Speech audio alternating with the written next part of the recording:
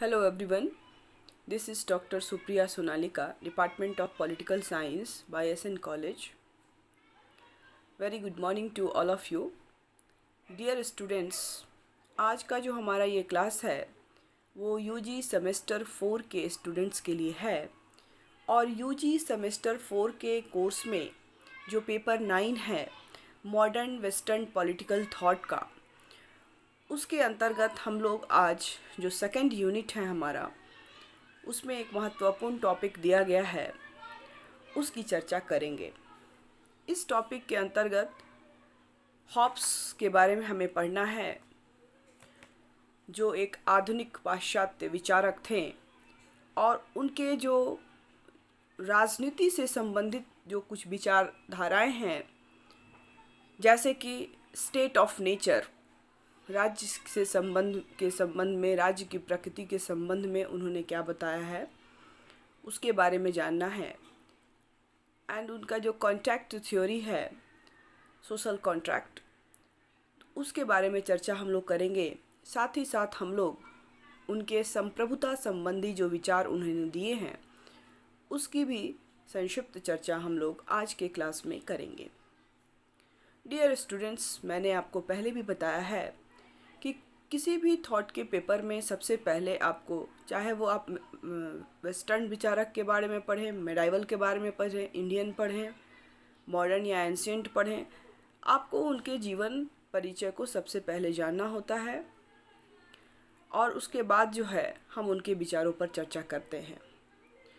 तो अपनी इस व्याख्यान को हम हॉब्स के जीवन परिचय से आरंभ करते हैं। हॉब्स जो है एक अंग्रेज दार्शनिक हैं।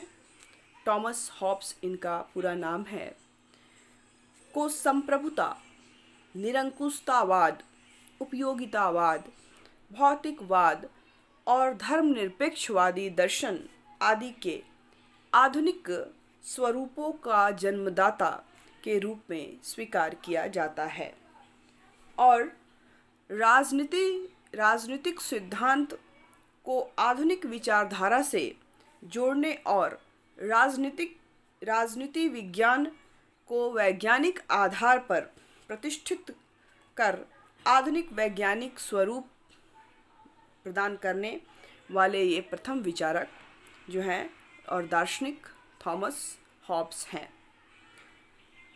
हॉब्स एक अंग्रेजी दार्शनिक थे और इन्हें मध्यकालीन न्यूटन भी कहा जाता है।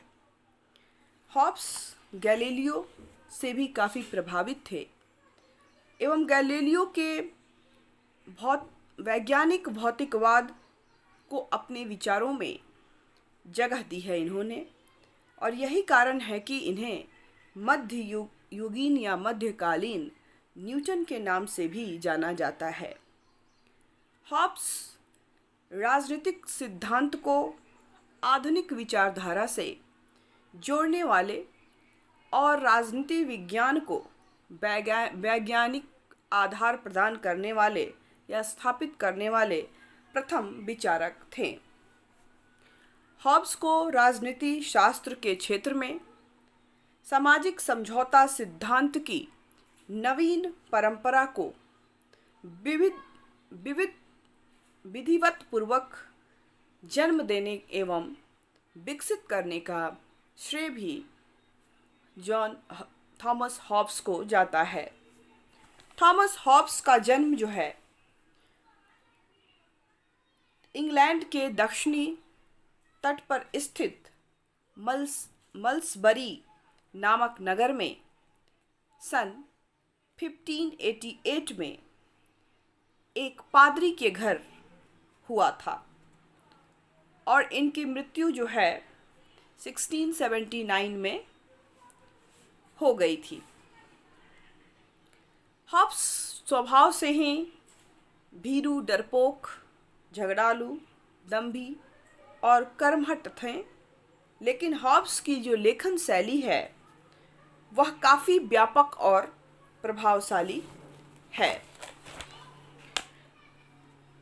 हॉब्स इंग्लैंड में जब अशांति फैली हुई थी तब हॉब्स ने 1640 में वहाँ से भागकर फ्रांस में शरण ले लिया और अपने जीवन का 11 वर्ष जो है उसने फ्रांस और हॉलैंड में बिताए।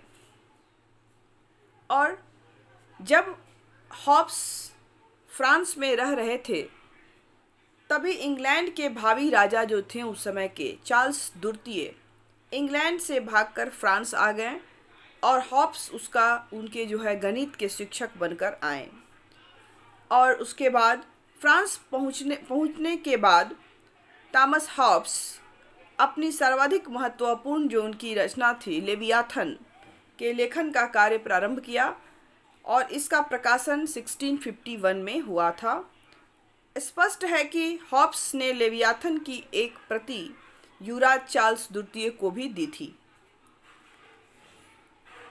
हॉब्स जो थे वो मध्ययुगीन युग के अध्यापकों, विश्वविद्यालय के प्रोफेसरों एवं गिरजाघरों के पादरियों से काफ़ी घृणा थी और बेंथम ने हॉब्स से ही उल्लास का सिद्धांत, थ्योरी ऑफ फेलिसिटी को ग्रहण किया है। तो ये कुछ बेसिक इनका जीवन परिचय था। इसके बाद हम इनकी रचनाओं की चर्चा करेंगे।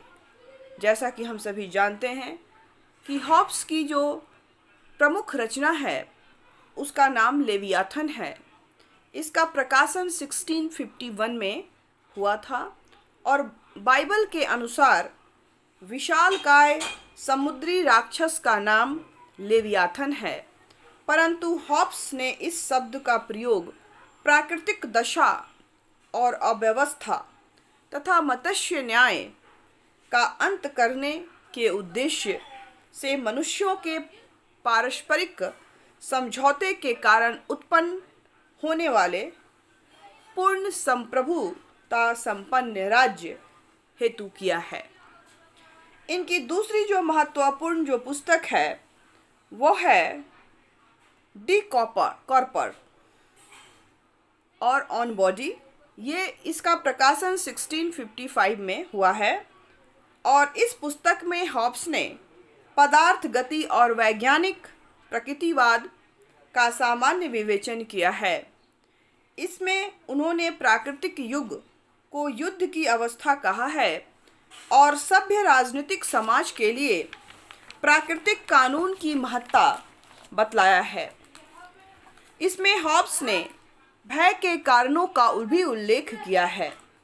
तीसरी जो इनकी महत्वपूर्ण जो पुस्तक है वो है एलिमेंट्स ऑफ लॉ, जो 1650 में प्रकाशित हुई और एलिमेंट ऑफ लॉ में हॉब्स कानून और उसके प्रकार की व्याख्या तथा राजा का समर्पण किया है। इसके बाद इनकी जो पुस्तक है वो है डी होमीन, जिसका प्रकाशन 1658 में हुआ है और इसके अंतर्गत उन्होंने हॉब्स का जो इस पुस्तक के अंतर्गत हॉब्स ने संप्रभुता की व्याख्या करते हुए उसकी परिभाषा प्रस्तुत की है। और डी कॉर्पर जो इनकी अगली पुस्तक है में हॉब्स ने मानव स्वभाव का विवेचना किया है, करते हुए यह स्पष्ट किया है कि जनता को संप्रभु शासक का विरोध क्यों नहीं करना चाहिए। एलिमेंट ऑफ लॉ में उसने विधि से संबंधित व्याख्या प्रस्तुत की है। लेवियाथन जो चार भागों में प्रकाशित है, हॉब्स के राजनीतिक विचारों का संपूर्ण व्याख्या है। इसमें मानव स्वभाव, राज संबंधी विचार, चर्च और राज्य के साथ संबंध, संप्रभुता आदि की विशद व्याख्या उन्होंने की है। इसके बाद ये उनकी कुछ पुस्तकें थी, उसकी चर्चा हमने की। इसके बाद हम लोग हॉब्स के जो राजनीतिक विचार हैं उस पर प्रकाश डालेंगे। द हॉब्स की राजनीतिक विचार में सर्वप्रथम स्थान उनके सामाजिक समझौते सिद्धांत का है। इसके लिए ही उन्होंने अन्य राजनीतिक विचारों की व्याख्या अपनी पुस्तक लेवियाथन में की है। उसके सामाजिक समझौते संबंधी राजनीतिक विचार को हम निम्न स्टेजेस में बांटकर उसको हम समझ सकते हैं या देख सकते हैं। हॉब्स जो है वो प्रथम आधुनिक राजनीतिक विचारक हैं जिसने सबसे पहले राजनीतिक सिद्धांत को वैज्ञानिक मान्यताओं पर आधारित या स्थापित करने का प्रयास किया है। हॉब्स उस काल का विचारक है जब भौतिक विज्ञान के क्षेत्र में गैलीलियो, केपलर जैसे विद्वान इतिहास रच रहे थे। जाहिर है कि उसका प्रभाव हॉब्स पर भी पड़ा और हॉब्स ने इन भौतिक वैज्ञानिकों से प्रभावित होकर मनोविज्ञान को भौतिक विज्ञान से संबद्ध करते हुए राजनीति विज्ञान को मनोविज्ञान से जोड़ा। राजनीति विज्ञान के अंतर्गत भौतिकी, गणित और विशेषकर रेखा गणित के तथ्यों का समावेश करने की वकालत की। राजनीति विषयों के विश्लेषण और राजनीतिक समस्याओं के समाधान में इन वैज्ञानिक विषयों की महत्ता को रेखांकित किया जा सकता है और जिसे नवीन दर्शन या न्यू फिलॉसफी के नाम से जाना जाता है। और इसी नवीन दर्शन ने मुख्यतः हॉब्स को प्रथम आधुनिक राजनीतिक वैज्ञानिक जो है वो बना दिया है। हॉब्स ने जो समझौतावादी सिद्धांत दिया है उसके अंतर्गत उसने मानव स्वभाव के स्वरूप की चर्चा की है, प्राकृतिक अवस्था जो थी उसकी चर्चा की है, प्राकृतिक अधिकार और प्राकृतिक कानून के बारे में बताया है, सामाजिक समझौते के कारण के बारे में व्याख्या की है और सामाजिक समझौते के उपरांत जो राज्य बना उसके स्वरूप की चर्चा की है। तो हम वन बाय वन इसको समझेंगे कि उसमें उसने स्टेट ऑफ नेचर, राज्य का जो स्वरूप के बारे में जो चर्चा की है वो क्या है। तो सबसे पहले इसमें हम देखते हैं मानव के स्वभाव के बारे में हॉब्स ने क्या बताया है। हॉब्स मनुष्य के स्वभाव को अत्यंत ही विकृत रूप में देखते हैं या प्रकट करते हैं। वह मनुष्य को स्वार्थी, झगड़ालू, नीच, दुष्ट, विवेकहीन तथा आत्मकेंद्रित मानते हैं। हॉब्स ने मानवीय स्वभाव को एक यंत्र के समान माना है तथा वह जिस तरह से गैलीलियो पूरे ब्रह्मांड को यंत्र मानते हैं, ठीक उसी प्रकार हॉब्स भी गैलीलियो की भांति मानव स्वभाव को एक यंत्र के समान स्वीकार करते हैं। उनके अनुसार मनुष्य का स्वभाव मनुष्य के संवेदनाओं से संचालित होता है, जिसमें वह अच्छी चीज़ों को पसंद करता है जिससे उसको लाभ होता है, एवं जो आनंद की प्राप्ति होती है एवं उसे ठुकरा देता है जिससे उसे हानि एवं आनंद की प्राप्ति नहीं होती है।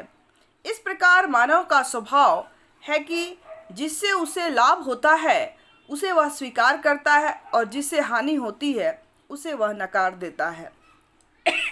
अर्थात मानव की मानवीय प्रवृत्ति उपयोगिता पर आधारित है एवं मानवीय स्वभाव पूरी तरह से स्वार्थी होता है। हॉब्स ने मानवीय स्वभाव की चर्चा करते हुए अपनी पुस्तक लेवियाथन में इसकी चर्चा उसने की है, जिसमें उसने मानवीय स्वभाव से संबंधित विभिन्न तत्वों को उल्लेखित किया है। उन्होंने सैकड़ों तथ्यों के माध्यम से मानवीय स्वभाव को स्पष्ट कर यह बतलाने का प्रयास किया है कि मानवीय स्वभाव पूरी तरह से लोभी, स्वार्थी, अहंकारी, पाशविक और छली होता है। अब हम इस जो इनके मानव स्वभाव का स्वरूप है उसकी विशेषता देखते हैं। हॉब्स मानवीय स्वभाव को विकृत रूप में प्रस्तुत करते हैं। दूसरी विशेषता इसकी है कि हॉब्स का मानवीय स्वभाव निरंतर परिवर्तनशील रहता है, जिसमें वह स्वीकार करता है कि व्यक्ति का मानवीय स्वभाव उसकी आवश्यकता के अनुरूप बदलती रहती है। तीसरी जो विशेषता उसने मानव स्वभाव की बताई है कि मानवीय स्वभाव उपयोगिता के अनुरूप ही परिवर्तित होता रहता है। यदि उपयोगी है तो उसे स्वीकार करता है, अन्यथा उसे नकार देता है। चौथी जो विशेषता उन्होंने बताई है, मनुष्य अपने मानवीय स्वभाव में आनंद की प्राप्ति करना चाहता है। यदि उसे आनंद मिलता है तो उसे वह स्वीकारता है, अन्यथा उसे वह नकार देता है। अगली जो विशेषता बतलाई है हॉब्स ने, उनके मानवीय स्वभाव के द्वारा उपयोगिता का सिद्धांत स्पष्ट होता है, जिसे बेंथम ने दिया है। और अगर संक्षेप में हम कहें तो हॉब्स जो है मानवीय स्वभाव को पूरी तरह से स्वार्थी, दंभी एवं विकृत रूप में स्वीकार करता है, परंतु हॉब्स के द्वारा उल्लेखित मानवीय स्वभाव की आलोचना भी की जाती है, और उसकी आलोचना जो है को भी हम देख सकते हैं। और उसमें जो पहली आलोचना उसकी की जाती है कि हॉब्स मानव स्वभाव के सिर्फ एक ही पक्ष की चर्चा करते हैं जो सही नहीं है, या उसे एक ही पक्ष से जोड़ते हैं। ऐसा नहीं कि मनुष्य स्वार्थी ही होता है, उसमें दया, करुणा आदि की भावना भी होती है। दूसरी जो आलोचना की जाती है कि वह मानव को सिर्फ स्वार्थी और झगड़ालू प्रवृत्ति का मानता है, जबकि मानव परोपकारी रूप में भी प्रस्तुत होता है।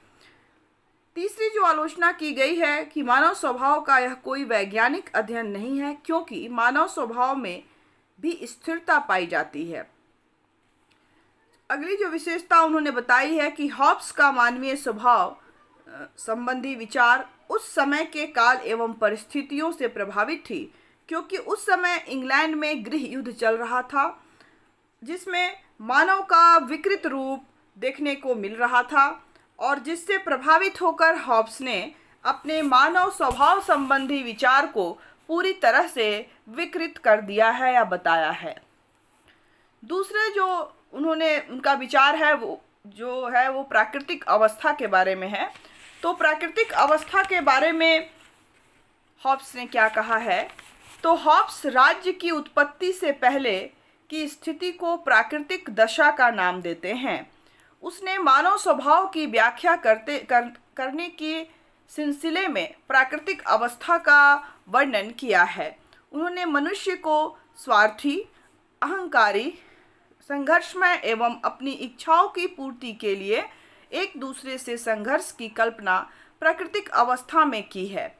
हॉब्स के अनुसार प्राकृतिक अवस्था युद्ध की अवस्था के अतिरिक्त और कुछ नहीं हो सकती थी, जिसमें प्रत्येक मनुष्य अपने स्वार्थ से प्रेरित होकर एक दूसरे से युद्ध करता रहता है। हॉब्स ने प्राकृतिक अवस्था में किसी सामाजिक जीवन की कल्पना नहीं की है, बल्कि प्राकृतिक अवस्था को पूरी तरह से अराजक अवस्था बताया है, जिसमें जिसकी लाठी उसकी भैंस की सिद्धांत लागू थे। हर मनुष्य अपने स्वार्थ की पूर्ति के लिए शक्ति या धोखाधड़ी, भय, प्रवंचना, उचित अनुचित, न्याय अन्याय एवं धर्म अधर्म किसी भी बात का ख्याल नहीं रखते थे और अपने स्वार्थ की पूर्ति करते थे। इस प्रकार प्राकृतिक अवस्था पूरी तरह से विकृत और अराजक अवस्था थी, जिसमें ना तो ज्ञान विज्ञान का विकास संभव था और ना तो व्यक्ति के बौद्धिकता का विकास ही संभव हो सकता था। उद्योग धंधों या कला का विकास भी नहीं हो सकता था, बल्कि यह अवस्था सबके विरुद्ध संघर्ष की अवस्था या स्थिति थी। सबके विरुद्ध संघर्ष की स्थिति थी। बहुत इम्पोर्टेंट है, इसको याद रखना है।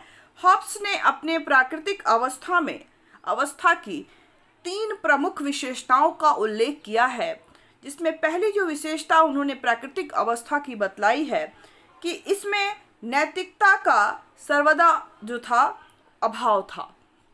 दूसरी जो विशेषता उन्होंने बताई है कि न्याय और अन्याय के विचार का अभाव था। और तीसरी जो विशेषता उन्होंने बताई है कि व्यक्तिगत संपत्ति का भी अभाव था। यहाँ जो है व्यक्तिगत संपत्ति भी नहीं थी। और अगर हम संक्षेप में कहें कि तो प्राकृतिक अवस्था को पूरी तरह से विकृत बतलाया, जिसके कारण राज्य की स्थापना की गई है। इसके बाद हम लोग मानव स्वभाव की जो आलोचना की गई है उसकी बात करते हैं। किन आधारों पर मानव स्वभाव की आलोचना की गई है। तो हॉब्स के द्वारा उल्लेखित की गई जो प्राकृतिक अवस्था पूरी तरह से अवैज्ञानिक है, क्योंकि इतिहास ने कहीं भी इस तरह का वर्णन जो है देखने को सुनने को नहीं मिलता है। तो इस आधार पे इसकी पहली आलोचना की गई है। दूसरी आलोचना, हॉब्स ने राज्य निर्माण से पहले जिस प्राकृतिक अवस्था का वर्णन किया है, उसमें समाज एवं परिवार का कोई स्थान नहीं था, जबकि अरस्तु और प्लेटो के अनुसार राज्य के निर्माण से पहले परिवार एवं समाज का निर्माण हो चुका था या हुआ था, मानते हैं।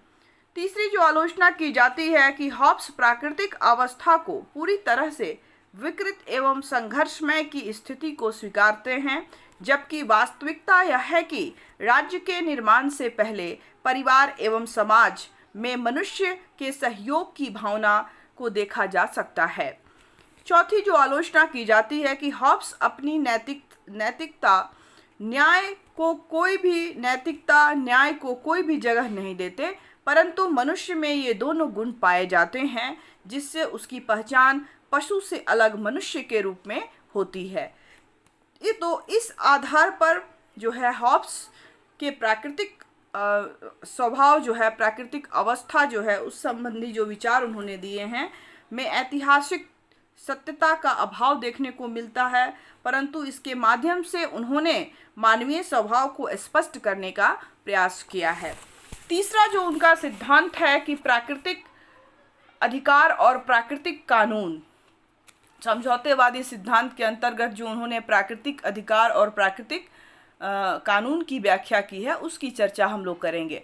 तो हॉब्स के अनुसार प्राकृतिक अधिकार से अभिप्राय है कि अपने जीवन के संरक्षण के लिए मनुष्य को कोई भी कार्य करने के लिए वह स्वतंत्र है। वह अपने जीवन को बनाए रखने के लिए किसी को भी लूटने, पीटने, जान मारने की स्वतंत्रता रखता है। अर्थात प्राकृतिक अधिकार में प्रत्येक मनुष्य आत्मरक्षा हेतु आवश्यक समस्त कार्य कर सकता है। इस प्रकार प्राकृतिक अधिकार के तहत मनुष्य कुछ भी करने के लिए स्वतंत्र है हॉब्स के अनुसार। लेकिन इस प्राकृतिक अधिकार पर नियंत्रण लगाने के लिए प्राकृतिक कानून की भी व्याख्या उन्होंने की है। उनके अनुसार जहां प्राकृतिक अधिकार से स्वतंत्रता का अभाव होता है, वहीं प्राकृतिक कानून से दायित्व का आभास होता है। जो प्राकृतिक अधिकार से स्वतंत्रता का आभास होता है, वहीं दूसरी तरफ जो है प्राकृतिक कानून से दायित्वों का भी आभास हमें मिलता है, हमें इसका एहसास होता है। हॉब्स ने अपनी पुस्तक लेवियाथन में यह उल्लेख किया है कि प्राकृतिक अधिकार पर नियंत्रण प्राकृतिक कानून के द्वारा ही किया जा सकता है, और उन्होंने विभिन्न प्रकार के 19 तरह के प्राकृतिक कानूनों का उल्लेख किया है, जिसमें से 3 प्रमुख जो हैं, पहला मनुष्य शांति की खोज करे और शांति से रहे, दूसरा मनुष्य अपने प्राकृतिक अधिकारों का परित्याग करे और सामंजस्य स्थापित करने का प्रयास करे, और तीसरा मनुष्य को अपने वचनों का पालन करना चाहिए, जिसमें वे कहते हैं कि मनुष्य यह वचन दे कि वह अपने प्राकृतिक अधिकारों का परित्याग कर देगा, तो उन्हें अपने वचनों का पालन करना चाहिए, तभी सामंजस्य की स्थिति आएगी। यदि कोई व्यक्ति अपने वचन का पालन नहीं करता है, तो हॉब्स कहते हैं कि उन्हें दंड देना चाहिए। और इस प्रकार अपने प्राकृतिक कानून के माध्यम से प्राकृतिक अधिकारों पर नियंत्रण लगाने की बात करते हैं। अब हम देखते हैं कि जो प्राकृतिक अधिकार और प्राकृतिक कानून है, उसकी विशेषता क्या है, उन्होंने बतलाई है। तो हॉब्स का जो प्राकृतिक अधिकार जहाँ पर पूर्ण स्वतंत्रता, दूसरे व्यक्ति को जहाँ पूर्ण स्वतंत्रता देता है, वहीं प्राकृतिक कानून नियंत्रण लगा देता है। एवं इस प्राकृतिक कानून के माध्यम से हॉब्स सामाजिक समझौता, निरंकुश शासन एवं कानून को स्थापित करते हैं और जिसके उल्लंघन का प्रयास अगर किसी व्यक्ति के द्वारा नहीं किया जाना चाहिए और ऐसी बात को वो स्वीकार करते हैं। इसके बाद जो आता है उनका चौथा सिद्धांत, जो मानव स्वभाव से संबंधित या समझौतावादी सिद्धांत के अंतर्गत जो उन्होंने जो बात बताई है कि समझौते के कारण क्या थे, क्यों समझौता किया गया था, आखिर कॉन्ट्रैक्ट करने की क्या ज़रूरत थी। तो प्राकृतिक अवस्था में संघर्ष की स्थिति, युद्ध की स्थिति से चिंतित होकर मनुष्य की बुद्धि एवं विवेक ने यह सोचा कि आत्म संरक्षण के लिए इस भयावह दशा को समाप्त किया जाना चाहिए और इसके लिए राज्य की स्थापना होनी चाहिए, जो कि सामाजिक समझौते के माध्यम से संभव हो सकता है। और इस प्रकार हॉब्स ने सामाजिक समझौते को आवश्यक बतलाया और सामाजिक समझौते के निम्नलिखित कारण बताए हैं, जिसमें पहला कारण उन्होंने बताया कि प्राकृतिक अवस्था में अशांति, हिंसा, युद्ध, घृणा और असुरक्षा का वातावरण था और ऐसी दशा में यह आवश्यक था कि ऐसी संप्रभुता को स्थापित की जाए जिससे कि सुरक्षा हो सके और इसलिए लोगों ने समझौता किया। दूसरी जो बात उन्होंने बताई है समझौतेवादी सिद्धांत समझौते के कारण के, वो है कि प्राकृतिक अवस्था में प्राकृतिक कानून थे परंतु इसकी व्याख्या करने वाली कोई सर्वोच्च संस्था नहीं थी। फलतः इन कारणों का मनमाना अर्थ लगाया जाता था। अतः कानूनों की व्याख्या करने के लिए एक सर्वोच्च संस्था की जरूरत थी और इसलिए लोगों ने आपस में समझौते किए। तीसरा जो कारण था कि प्राकृतिक अवस्था में प्राकृतिक नियमों का पालन करने वाली कोई सत्ता नहीं थी। अपने स्वार्थ से वशीभूत होकर लोग इसका उल्लंघन कर देते थे, जिससे संघर्ष की स्थिति जो है उत्पन्न हो जाती थी और अतः इसे समाप्त करने के लिए सर्वोच्च सत्ता को स्थापित करने की आवश्यकता महसूस की गई और इसलिए समझौता किया गया। अगला जो कारण था वो था कि प्राकृतिक कानून का लगातार पालन तभी हो सकता था जब दंड देने की कोई संस्था हो। तो इस समय दंड देने वाली कोई सर्वोच्च संस्था नहीं थी, जिसके कारण से भी इस संस्था को बनाने का लोगों के मन में विचार आया और लोगों ने ऐसा किया। तो ये जो कुछ उपयुक्त कारण थे या जो प्राकृतिक अवस्था को समाप्त कर सामाजिक समझौता मतलब करने के लिए इसको मोटिवेट किए तथा एक संप्रभु शक्ति की स्थापना की गई। अब हम देखते हैं कि जो समझौता हुआ उसके द्वारा जो राज्य की उत्पत्ति हुई उसका स्वरूप क्या था, सामाजिक समझौते के द्वारा राज्य की उत्पत्ति कैसे हुई। समझौता तो हुआ, उसके बाद राज्य जो बना वो कैसा राज्य था। तो हॉब्स प्लेटो अरस्तु के विपरीत राज्य को एक क्या मानते हैं, एक कृत्रिम संस्था मानते हैं और उनके अनुसार प्राकृतिक और अराजकता से छुटकारा पाने के लिए मनुष्यों ने आपस में एक समझौता, एक संविदा या एक अनुबंध या करार किया तथा अराजक स्थिति को समाप्त कर दिया। उन्होंने अपनी पुस्तक लेवियाथन में सामाजिक समझौते को स्पष्ट करते हुए लिखा है कि प्रत्येक व्यक्ति जो है इस आशय से शपथ लेगा, वचन देगा कि मैं इस व्यक्ति या व्यक्ति के समूह को इस शर्त पर अपना अधिकार देता हूँ तथा स्वयं अपने ऊपर शासन करने के लिए अपने अधिकारों का परित्याग करता हूँ कि तुम अभी अपने अधिकारों का परित्याग करो और इसी प्रकार व्यक्ति जो है वो को देगा और स्वशासन पर अधिकार छोड़ देगा। इस प्रकार सभी व्यक्ति जो है वो सामाजिक समझौता कर अपने ऊपर शासन करने की शक्ति एक व्यक्ति या कुछ व्यक्तियों के समूह को देते हैं, सौंपा जाता है और जिसमें राज्य की उत्पत्ति होती है और यही सर्वोच्च शक्ति राज्य कहलाती है। इसके बाद जो राज्य का स्वरूप बना, समझौता हुआ और उसके बाद राज्य बनता है, तो उसका स्वरूप क्या होता है? तो सामाजिक समझौता के द्वारा जो राज्य की स्थापना होती है, वे अपनी सामाजिक समझौते के द्वारा दो कार्यों को करते हैं। उस राज्य का कार्य क्या होता है? तो वो दो तरह का कार्य करता है। पहला जो कार्य करता है कि एक व्यवस्थित सभ्य समाज की स्थापना करना, और दूसरा कि एक ऐसे राज्य का निर्माण करना जिसमें प्राकृतिक अधिकारों का परित्याग कर एक निरंकुश संप्रभु सत्ता की स्थापना करना रहता है। तो इस प्रकार जो है हॉब्स ने हॉब्स ने अपने राज्य में निरंकुश सत्ता के माध्यम से प्राकृतिक अवस्था की अराजकता को समाप्त करना चाहते हैं एवं अपनी सत्ता को संप्रभु एवं निरंकुश रूप में स्वीकार करते हैं। और इस प्रकार हॉब्स के राज्य का स्वरूप एक निरंकुश राज्य एवं संप्रभु राज्य के रूप में है, जहां कानूनों का पालन न्यायपूर्ण तरीकों से होता है। अर्थात सामाजिक समझौते के द्वारा हॉब्स ने निरंकुश राज्य की स्थापना की है। अब है कि हॉब्स के सामाजिक समझौते सिद्धांत की विशेषता क्या है? तो इसकी जो पहली विशेषता बतलाई गई है, समझौते के द्वारा जो राज्य बना उस राज्य की विशेषता क्या थी? तो सामाजिक समझौता जो है वो शासकीय नहीं है। यह राजा और प्रजा के बीच नहीं हुआ, बल्कि व्यक्तियों के बीच हुआ है। अर्थात सभी व्यक्ति आपस में मिलकर समझौता किए हैं।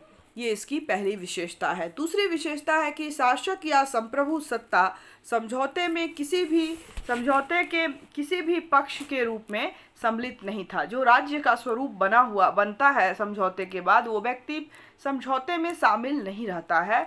अतः वह जो कुछ भी करता है वह किसी के प्रति उत्तरदायी नहीं होता है, बल्कि वह निरंकुश होता है। तीसरी जो विशेषता उन्होंने हॉब्स ने बताई है कि जिन उद्देश्यों से अनुबंध की रचना हुई है, वह अनुबंध की पूर्ति तब तक रहेगी जब तक जारी रहेगी, मतलब जब तक पूर्ति होती रहेगी तब तक वह जारी रहेगी।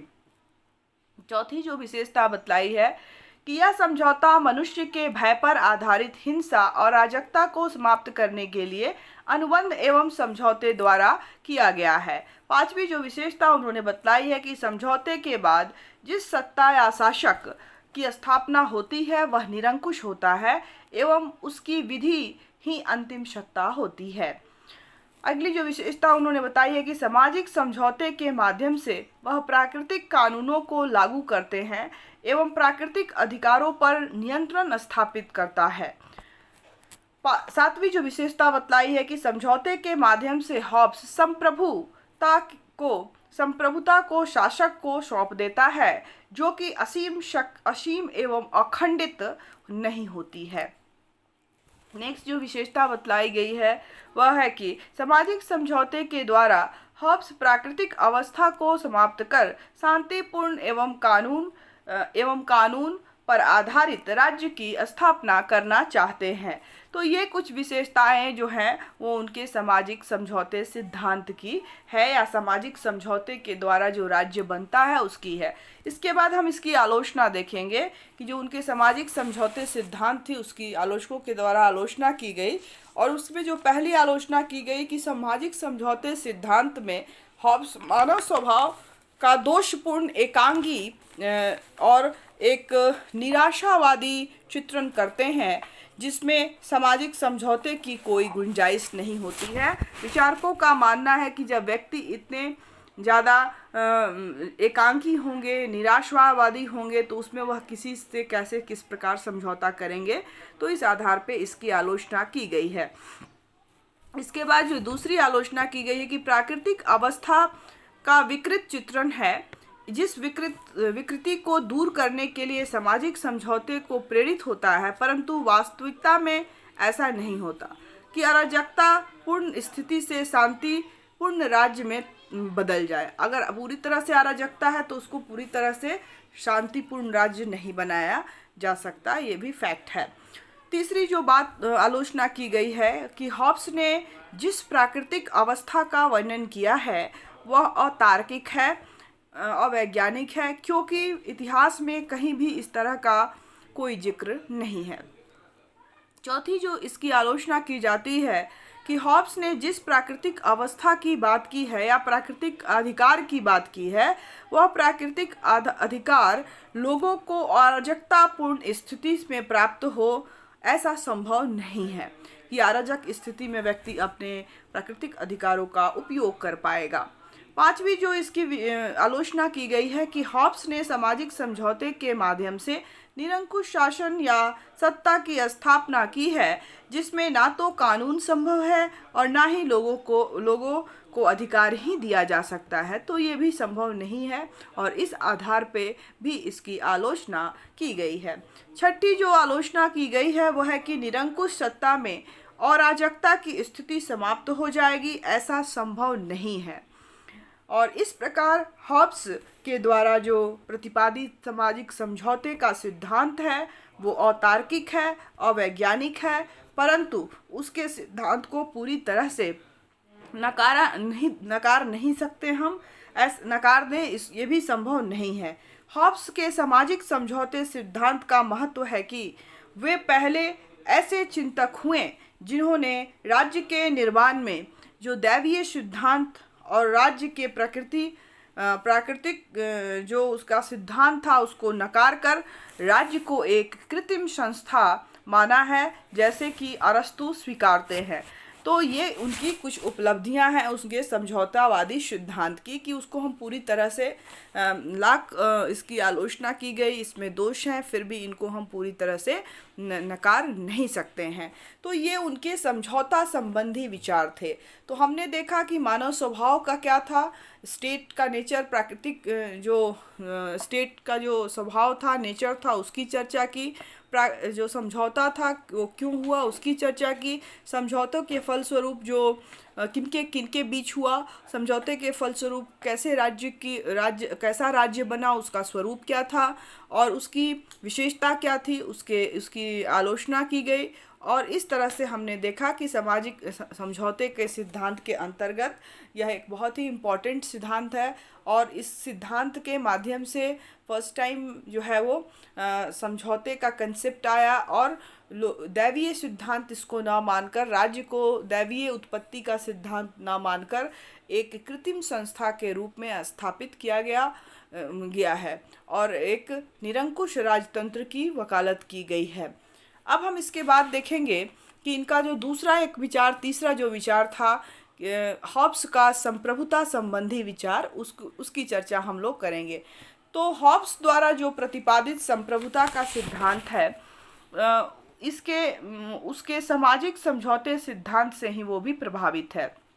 और हॉब्स ने अपनी पुस्तक लेवियाथन में सामाजिक समझौते के माध्यम से संप्रभुता को एक व्यक्ति में सत्ता को निहित करता है, अर्थात समझौते के माध्यम से संप्रभुता का स्वरूप निर्धारित करता है।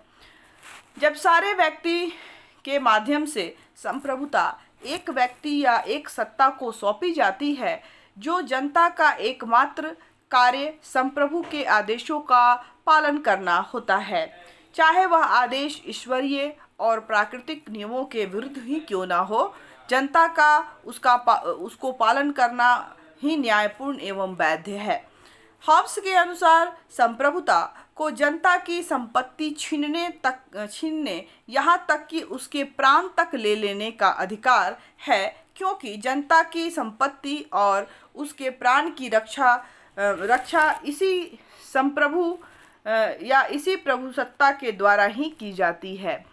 अतः हॉब्स उन संस्थाओं का विरोध करते हैं जो कि संप्रभुता को सीमित करना चाहते हैं। यही कारण है कि हॉब्स अपने चिंतन में संप्रभुता को एक असीम शक्ति मानते हुए शक्ति पृथक्करण या मिश्रित शासन तथा संसद को नकार देते हैं, क्योंकि ये संप्रभुता को विखंडित करने का प्रयास करते हैं। अपने संप्रभुता संबंधी जो विचार हैं को हॉब्स ने निम्नलिखित जो संप्रभु राजा होगा वो उसके निम्नलिखित कार्य उसको सौंपते हैं और उसमें जो पहला कार्य होगा उस संप्रभु का, वह जनता के विचारों और सिद्धांतों का निर्माण करता है। विचारों और सिद्धांतों को नियंत्रण में करता है, जनता के विचारों को और सिद्धांतों को नियंत्रण में करता है। दूसरा जो उसका काम है संप्रभु का, कि उसे जनता की संपत्ति पर पूरा अधिकार है, उसे सुरक्षा तो प्रदान करता है, साथ ही साथ वह उस संपत्ति को छीनने का भी अधिकार रखता है। तीसरा जो कार्य उसको सौंपते हैं संप्रभु को, कि उसे जनता में हुए विवाद को दूर करने की अंतिम शक्ति प्रदान होती है। और जो चौथा जो कार्य संप्रभु को सोचते हैं, कि उसे कानून की व्याख्या करने की शक्ति भी प्राप्त होती है। पांचवा कार्य उसका है कि उसे विदेशी देशों के साथ संधि, समझौते, युद्ध करने का अंतिम शक्ति उस संप्रभु को प्राप्त होती है। और इस प्रकार हॉब्स के संप्रभुता में अंतिम मूल स्रोत विद्यमान होते हैं। अब हम देखते हैं कि उनकी संप्रभुता संबंधी जो सिद्धांत है, विचार है, उसकी क्या विशेषताएं समझ में आती है। तो जो पहली विशेषता हमें समझ में आती है उनके संप्रभुता संबंधी सिद्धांत को पढ़ने के बाद, कि पहला, हॉब्स की संप्रभुता जो है वो सामाजिक समझौते द्वारा निर्धारित होती है, उसके माध्यम से बनाई जाती है। दूसरी जो महत्वपूर्ण बात हमें समझ में आती है कि हॉब्स की संप्रभुता निरंकुश और अखंडित है, विभाजित नहीं हो सकती, एकलवादी संप्रभुता है, मतलब सारी शक्तियां एक जगह केंद्रित हैं। तीसरी जो बात समझ में आती है कि संप्रभुता का स्वरूप पूरी तरह से कैसा है, कानूनी है, क्योंकि लोगों ने उसे अपनी स्वेच्छा से मिलकर बनाया है। चौथी जो बात समझ में आती है कि हॉब्स की संप्रभुता ईश्वर की तरह शक्तिशाली है, जिस तरह से भगवान शक्तिशाली हैं, उसी तरह से संप्रभु जो है वो भी बहुत ही शक्तिशाली है। और जो छठी बात इसकी विशेषता समझ में आती है कि इनकी संप्रभुता में सैनिक और असैनिक दोनों ही शक्तियों को शामिल किया गया है। और इस प्रकार संक्षेप में हम कह सकते हैं कि संप्रभु शासन एक सर्वोच्च एवं निरंकुश शासन है। तो ये थे इसके संप्रभुता संबंधी विचार जो उसने बताए हैं। हॉब्स ने अपने संप्रभुता संबंधी विचार को जो दिया है, और इस प्रकार जो हॉब्स के द्वारा किए गए शासन का जो स्वरूप होता है, वो तो हॉब्स की संप्रभुता की धारणा के आधार पर उनके शासन संबंधी धारणा भी आधारित है, और उसके शासन संबंधी धारणा का वर्गीकरण संप्रभुता के आधार पर की गई है। और हॉब्स को 3 भागों में इस शासन को बांटा है।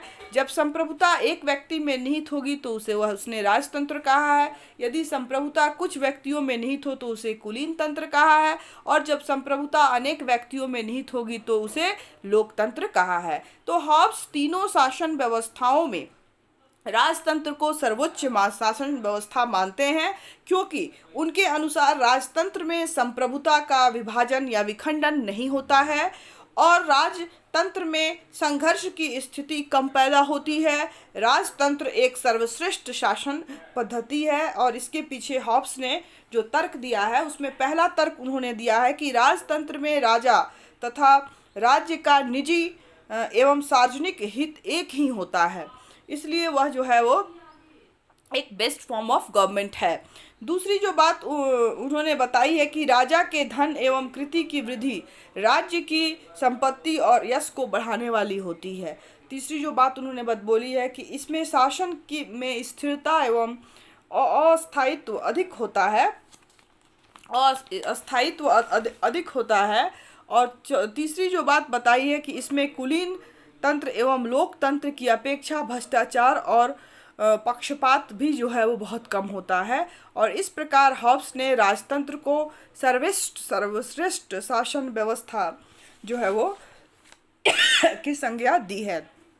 तो ये थे हॉब्स के संप्रभुता संबंधी विचार। इसके बाद उसने हॉब्स ने जो हॉब्स के जो विचार है उसके अंतर्गत उन्होंने बताया है कि किस तरह से जो संप्रभुता है वो एक व्यक्ति में निहित और जो निरंकुश राजतंत्र है उसको उसने बेस्ट फॉर्म ऑफ गवर्नमेंट बताया है।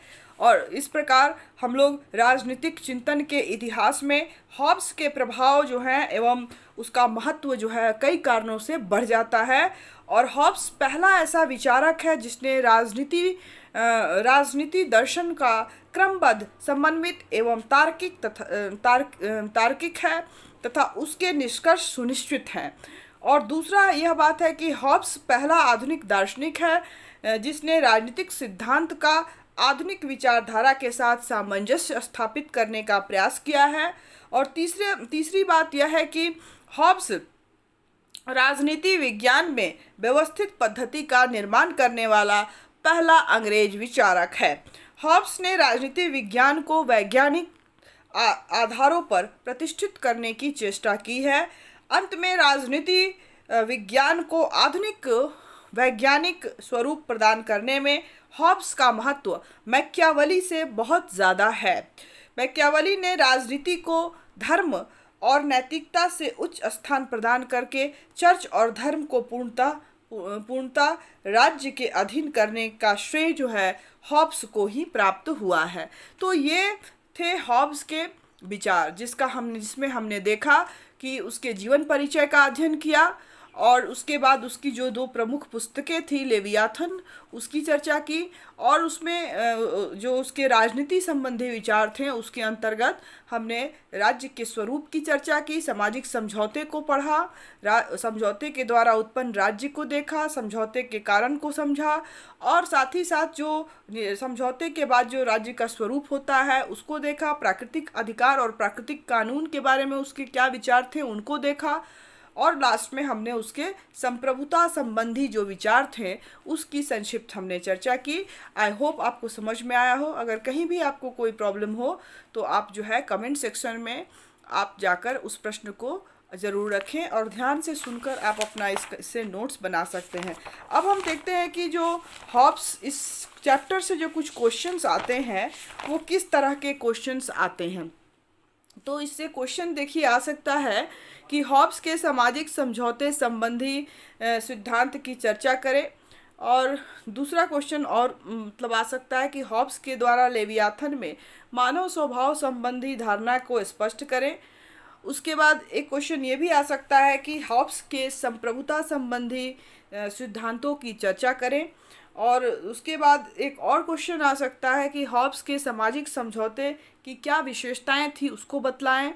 और इस तरह से करके जो है कुछ भी बहुत सारे जो है वो प्रश्न जो है इससे बनते हैं। अगर ऑब्जेक्टिव क्वेश्चन की बात करें तो उसमें हॉब्स का जन्म कब हुआ और उसकी मृत्यु, उसकी जो प्रमुख पुस्तक है लेवियाथन उसको याद रखना है। तो इन सब से क्वेश्चन प्रथम आधुनिक जो है वो राजनीतिक विचारक था, प्रथम पाश्चात्य आधुनिक राजनीतिक विचारक थे और किस तरह से हैं। एक यथार्थवादी विचारक जो उसने वैज्ञानिक रूप में किस तरह से राजनीति को वैज्ञानिक या मनोवैज्ञानिक या और भी विषयों से जोड़कर इसका अध्ययन किया, इसको बताने का प्रयास किया है और इसके कारण से जो है उसका जो कंट्रीब्यूशन राजनीति विज्ञान के लिए बहुत ही महत्वपूर्ण हो जाता है। तो ये सब है टोटल जो था हॉब्स के बारे में हमने संक्षिप्त में चर्चा की। और अगर कोई चीज़ इसमें छूट भी गया होगा तो जब हमारी क्लासेस ऑनलाइन स्टार्ट हो जाएंगी या जब हम लोग एक दूसरे के सामने मिलेंगे तब हम लोग जो है उसको भी डिस्कस कर लेंगे और आप इसको पढ़िए। आई होप आपको समझ में आएगा और जो कहीं भी कोई प्रॉब्लम है, डाउट है तो आप उसको कमेंट सेक्शन में जाके लिखिए।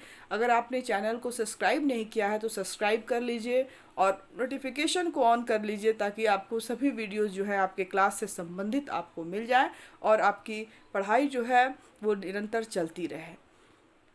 इसी के साथ, इसी शुभकामनाओं के साथ कि आप पढ़ेंगे और अच्छा करेंगे, आज का क्लास हम यहीं समाप्त करते हैं। नए टॉपिक के साथ बहुत जल्द हम फिर मिलेंगे। तब तक के लिए घर में रहें, सुरक्षित रहें, पढ़ते रहें। Thank you all of you.